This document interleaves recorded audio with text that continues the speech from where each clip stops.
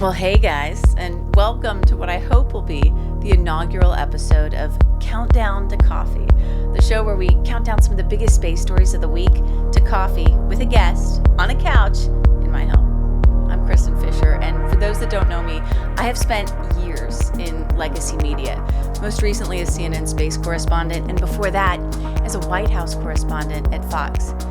I know, who works for both CNN and Fox, but I did. And I've just made the leap into the brave new world of independent journalism. So if you love space and you want to support this new adventure, subscribe to my new channel, The Endless Void. Today we're going to be diving into asteroids getting a little too close to Earth for comfort, a surprising proposal to retire the International Space Station early, and an ugly spat between Elon Musk and some of the world's most distinguished astronauts. And for my first guest, I couldn't think of anybody more fitting than my mom, former NASA astronaut Dr. Anna Fisher, the first mom in space. So all right, let's start counting down to coffee with Mom. At number 5, we've got asteroid 2024 YR4, which has been making headlines ever since it was discovered in December. Since then, its chance of hitting Earth has really been all over the place, starting at 1%, jumping to 3.1%, which for a very brief moment made it the riskiest asteroid ever detected. And now that chance has dropped to almost 0. I mean, I don't know about you, but I kind of like those odds. But there's 2 questions that everybody seems to have. First, why do the odds keep going up and down? Well, because scientists just discovered YR4, and it takes time to study an asteroid's path. The more data they collect, the more they can refine their predictions. And second, if an asteroid were on track to hit Earth, is there anything that we could do about it? Well, yes. In 2022, NASA pulled off the world's first planetary defense mission. It was called the Double Asteroid Redirection Test, or DART. I was actually right outside mission control when it happened. What you're seeing right now on your screen is all live images from a camera that is mounted on the DART spacecraft. And for a mission this complicated and consequential, what's about to happen is actually quite simple. NASA is going to take this multi-million-dollar spacecraft and just slam it into an asteroid. And guess what? It worked. DART successfully changed the asteroid's orbit, proving that humans, for the first time, can fight back against a potentially killer asteroid that's headed for Earth. I still can't believe that mission actually happened. One of the coolest things that NASA has ever done. At number 4, this is a huge week for American lunar landers. Huge. Think about this. Up until a year ago, not a single American-made spacecraft had landed on the moon since the end of the Apollo program in 1972. That is a 51-year gap. Now, we're about to see 2 back-to-back lunar landing attempts, and here's the kicker. This isn't NASA. This is not the US government. These are 2 private American space companies trying to make history. First up, Firefly Aerospace. Right now, its Blue Ghost lander is orbiting the moon, beaming back these stunning images. The landing's scheduled for 3:45 a.m. Eastern Time on March 2nd. And then the second company is Intuitive Machines, which already made history last February by becoming the first private company to ever land a spacecraft on the moon. Though it didn't quite stick the landing, it tipped over, but it still worked. So now the company's second lander, Athena, just launched from the Kennedy Space Center, and if all goes well, will land on the moon in about a week. I cannot stress enough how difficult this is to do. And the fact that you have 2 American companies going for it at almost the exact same time, it's wild. And it's really just a testament to how far NASA's CLIPS program has come. If you've never heard of CLIPS, CLIPS is NASA's way of outsourcing the robotic lunar landing so that it can focus on human lunar landings with the Artemis program. That is, of course, if Artemis survives this new administration. Which brings me to number 3, the massive uncertainty at NASA just 5 weeks into the second Trump administration. Now, uncertainty at NASA at the beginning of a new administration is nothing new, but this is different. There's uncertainty about layoffs. NASA seems to have been spared from that most recent round, but cuts are almost certainly coming. There's uncertainty about Artemis, NASA's flagship human spaceflight program to return American astronauts to the moon for the first time since Apollo. Will the destination change from the moon to Mars? Will the architecture change from NASA's SLS rocket to SpaceX's Starship or something else entirely? I mean, there are just so many huge questions with so many consequences for NASA programs and for the thousands of people that are working on them. And the uncertainty extends to number 2 on our countdown, the International Space Station, where astronauts from around the world have been living and working continuously for 24 years. It's no secret that the ISS is old. NASA knows it. That's why it was already planning to retire it in 2030. But then, seemingly out of nowhere, Elon Musk said it's time to begin preparations for deorbiting the space station. It served its purpose, there's very little incremental utility, let's go to Mars. Well, Eric Berger with Ars Technica replied, "Are you suggesting that the ISS be deorbited prior to 2030? As you know, SpaceX currently has a contract to build the US deorbit vehicle to safely bring the station down in 2030. Elon responds, "The decision is up to the president, but my recommendation is as soon as possible. I recommend 2 years from now." And I don't need to tell y'all how much weight Elon's recommendations carry right now with this president. Now, this recommendation came as a real surprise because SpaceX makes a lot of money from the ISS. NASA and private companies, they pay SpaceX billions of dollars to transport astronauts to and from the space station. And NASA also recently awarded SpaceX a roughly $800 million contract to safely deorbit the ISS in 2030. But now, Elon wants to decommission it in 2027, 3 years early. Why? Well, probably money. Shutting down the ISS early could free up roughly $3 billion per year, which NASA could then use for, I don't know, maybe a mission to Mars? There's also a real safety argument, though, for retiring the ISS sooner. I mean, the station's old. The Russian segment has these persistent air leaks. NASA's even flagged certain areas as high risk for catastrophic failure. But there are also strong reasons not to retire it early. First, this is the International Space Station, not just NASA's, and NASA has already committed to keeping it operational until 2030. And second, retiring the station early could create what's called a gap in LEO, or a gap in low Earth orbit. If the government-run ISS is retired before its replacement commercial space stations are ready, then the US could temporarily lose its foothold in LEO. NASA has said that it wants a continuous American heartbeat in LEO. But if the ISS goes early, the only heartbeats left up there would be Chinese, because China has a brand new space station that isn't going anywhere anytime soon. Finally, number 1 on our countdown is the ugly back and forth between Elon Musk and some of the world's most veteran astronauts. It all started with this clip of Elon Musk talking about NASA astronauts Butch Wilmore and Sonny Williams, whose stay aboard the ISS was extended from about a week to 9 months. They're left up there for political reasons, which is not good. European astronaut Andreas Mogensen saw that clip and fired back, "What a lie," and from someone who complains about lack of honesty from the mainstream media. And then Elon escalates. He calls Mogensen fully retarded. That is when Scott Kelly, who's one of NASA's most experienced astronauts, a man who famously spent a year in space, he stepped in and said, "I was the commander of the ISS when Andy flew his first space mission. He's one of the most competent, trustworthy, and honest people I've ever met. This rhetoric is beyond the pale, but sadly, not surprising. He does not deserve this kind of disrespect." Elon replies, "Yes, he does. He's an idiot who publicly attacked me despite having no idea what actually happened. By the way, your brother claims to be an independent, but is just a Dem donor shill." Well, that brother? Senator Mark Kelly of Arizona, and he really delivered the final zinger here. He said, "Hey, Elon Musk, when you finally get the nerve to climb into a rocket ship, come talk to the 3 of us." I mean, honestly, I feel sad reading all this, and I hate that this is what's number 1 on the countdown, but it belongs here because This is the single most powerful person in the global space industry, publicly feuding with some of the most respected astronauts of our time.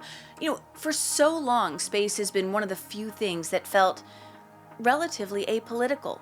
But now, at a time of what could be so much promise and so much excitement, the final frontier feels more politicized than ever. But hey, at least now we can have some coffee. With my mom, Dr. Kristin Fisher, former NASA astronaut and the first mom in space. Mom, welcome to Countdown to Coffee. You're my first guest ever. Thank you. It's an honor, a big honor. And for the occasion, I busted out your, what do I call these? Your mission mugs. I never use these. I keep these in the cabinet that nobody ever touches, but I thought that this would be a good occasion to get them out. I agree. My mom is in town to speak at my daughter's first grade class today. You did a great job. So much fun. Every time I watch you speak, I'm always curious. Like, is there ever one question that you always get where you're like, oh God, like, not this question again? You know, the question that's the hardest is young children always ask you, what planet have you been to?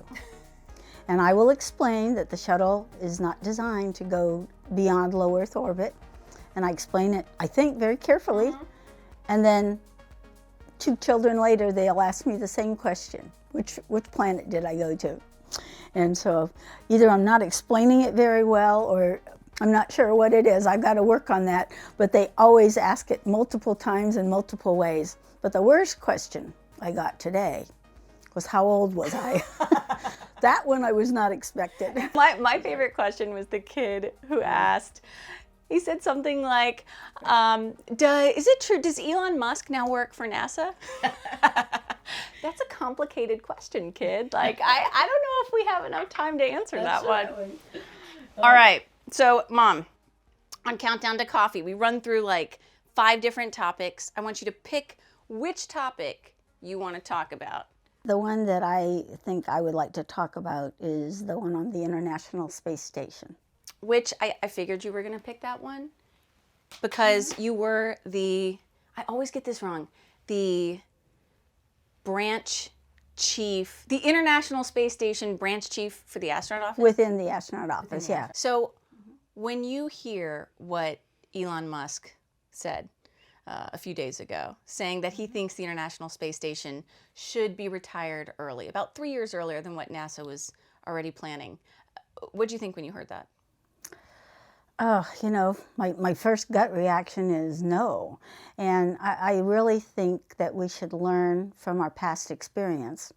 And I understand his rationale about, you know, spending money on 2 programs and, you know, you only have limited resources and all that. I understand that. But the one mistake we made when we retired the shuttle was we did not have a new vehicle ready to go. And then in the course of that time, the political situation changed, and long story short, what was supposed to be a very brief break between when the U.S. had a capability to launch astronauts from U.S. soil turned out to be almost a decade. And those kind of things happen. You know, something happens and things don't go well, either politically or in the design and in the testing program leading up to the new program. And so I would be very hesitant after that experience to give up a capability that you have for a capability that you're going to, you know, develop. And you know, that was a really hard period of time, having 10 years before we had our own capability to launch. Now, of course, our Russian partners helped us out. We launched on the Russian Soyuz out of Baikonur. But it just wasn't that, you don't want to get in that situation where you have to depend on another nation if you don't have to. And so, and then there's so much wonderful research going on the space station. And we're getting all this experience, all these people that are flying up to the space station. And so you're getting more and more people that have spaceflight experience as we want to get ready to do these really challenging things of going to the moon and going to Mars. And you want to have that number of people that have that experience. So my initial gut reaction, although I understand his argument, but I think my inclination would probably be to not give up a capability we have till we have the new capability. What about the argument that, you know, the International Space Station is nearing the end of the time frame when it's actually safe, right? Like the Russian segment has been having all of these leaks and structural issues. What do you think about that argument for retiring it early? Well, first of all, if you look at the history of the space program, most satellites, you know, that we sent, like Voyager and all those different satellites that we sent into space, lasted way beyond their design lives. And sometimes they ran into problems, but the engineers were able to find workarounds for whatever that problem was. But there are active leaks right now. Well, so my first answer is a lot of hardware, space hardware, lasts well beyond its lifetime. Now we have a really good understanding of the space station. Yes, there's these 10 major failures that could be catastrophic. And the engineers and flight controllers have worked through all that, and they have plans to deal with each one of those possible failures. And they've gotten to know the space station so well, each of the areas, the subsystems of the space station. And so they have done a pretty good job keeping the space station running. You know, it's like living in an old house or having an old car. You know, as long as you take care of it and you do preventive maintenance and so forth. And, you know, we're not talking about keeping it around for another 10 or 20 years. Right. We're talking the difference of 2 years versus 5 years, something like that. And so I think it's worth the risk to keep that going. And we have a plan. We have lifeboats up there. We have a Soyuz for that crew, and we have the SpaceX Dragon or the Boeing. Well, maybe. Maybe, yeah. Well, right. Maybe we'll have that. But we have options for the crew to leave safely were there to be something. And the chances of a catastrophic emergency depress that happens, you know, in a few minutes, is that possible? Yes, but is it likely? No. I would be hesitant to give it up unless we had a really good reason and a really good plan for how we were going to have the replacement in our schedule. And just the history of space is things take longer than you think it's going to take. What do you think about NASA's relationship with its Russian counterpart, Roscosmos? Because I remember what a bond you had with your Russian counterparts back when you were the branch chief of the ISS. Like I remember cosmonauts coming to our house and going water skiing with them, and then y'all staying up late and drinking vodka when I could not because I was not old enough yet. But you had a real bond with them, and I still do. So I'm curious now what you think is going to happen to the U.S., Russia, NASA, Roscosmos relationship after the space station retires, whenever that is, if it's 2027 or 2030. I personally feel that with all the issues that we've had over the last few years with the situation in Ukraine and the difficulty of the relationship between the United States and Russia, yet we still have the space station working. The Mission Control Houston is still working with Mission Control Moscow, and I think that is a positive thing, a very positive thing. I still communicate with my friends in Russia, despite the situation. Wow, really? Yes. We to this day? All the time. You know, I mean, not every day, but, right. You know, they wish me a happy birthday, a happy New Year, Christmas. Whenever we have something really big success, they'll send me a note saying, hey, congratulations, even though I wasn't necessarily even involved in some of them, but, you know, so, yeah, we stay in touch. And I just think that's a real testament to those bonds that we formed, because even though we are from different countries with different political situations, we all love space and believe in space exploration. What's going to happen if once we stop working together on ISS? I don't know. And plus, all the, most of these big programs in space last about 30 years. And that's about one person's career lifetime.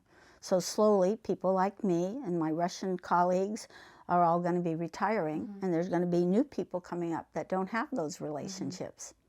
And so I think that's something that should be really considered in that decision. It's important. Hello. Hello. Can I join you? We're taping. Oh, well. Sure. Oh, Hi. Hi. What's up? How was school? It was great. Nana did a presentation. I know. I was there. How did Nana do? She did great. My friends said that it made their day watching it. Really? Gus said it was the best presentation he'd ever seen. Really? Really? Wow. What was your favorite thing that you learned from her presentation? My favorite thing that I learned was that no kids have been in space. No kids, yeah. Can I go?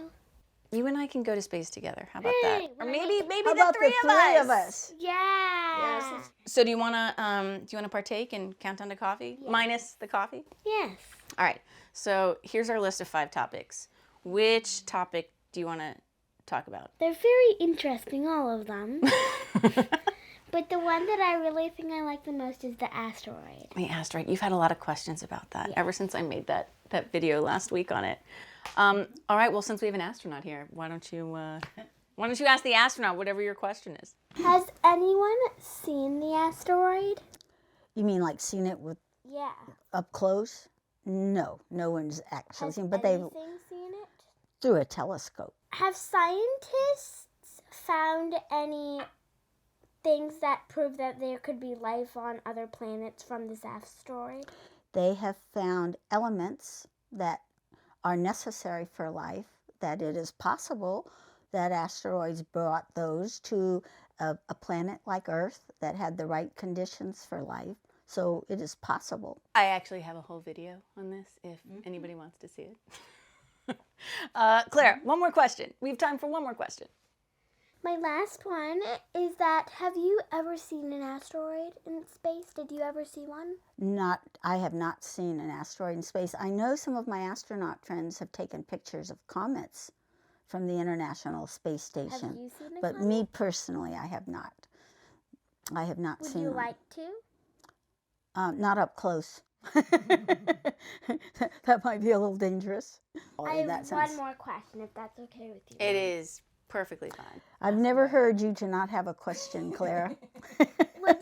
What planet would you like to go to if you could pick anyone? Well, let's do it this way. My favorite planet is Earth. But if I could go to another planet, there's only really one in our solar system that people could actually live on, at least with current technology, But and that's Mars. I would want to go to Mars. But I would want to visit Mars. But I still want to come back to Earth. All right. Well, Clara, can you close out this video? Okay, see the camera's right back there. You see it? It's kind of dark. Can you, I don't know, say goodbye. thank you for watching. Like and subscribe! Did you tell her to say that? No, I did not tell her to say that.